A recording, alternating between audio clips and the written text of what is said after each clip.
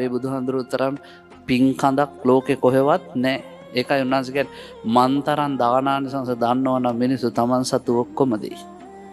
බුදුහාඳුරු දන්නවනේ ආනිසංස ඔයත් කැලණි විහාරයට ගිහින් බලන්න මල්ලාසනයක් විනාඩි 20න් 20ට ආස්පස් කරද්දී ආයි පිරෙන හැටි. රුවන්වැලි සෑයට ගිහිල්ලා බලන්න කොහොමද බුදුහාඳුරන්ගේ භාග්‍ය අයිසාරි. දලදා වහන්සේව පුද දෙන්න දැන් මිනිසුන්ට මුකුත් ගෙනියන්න දුන්නා නම් මාලිගාවේ කොයිතරම් මන් දන්නේ පින්වන්දි මෙහෙම ලංකාවේ මිනිස්සු ගායක ගායිකාව බලන්නවත් ගියේ නැහනේ. ක්‍රිකට් ක්‍රීඩකයෝවත් මිනිසුන් මාදයටපත් කරපු ජීවත් වෙලා ඉන්න උන් බලන්න ගියෙත් නැහැ. හැබැයි පිරිනුවම් පාලා අවුරුදු 2500කුත් ගිය බුදුහාමුදුරු බලන්න ගිය. දැක්කද සෙරප්පු කන්දරාව තියලා ආපු? සෙරප්පුත් එපා. බෑගුත් එපා. පර්සුත් එපා. බුදුහාමුදුරු දැක්කනේ ඇති.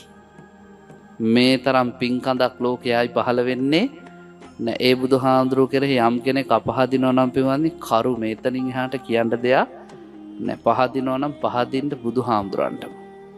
උදේ ඇඳෙන් බිමට බහිද්දී නමෝ බුද්ධාය බුදුහාමුදුරන්ට නමස්කාරම වේවා කියලා පටන් ගන්න.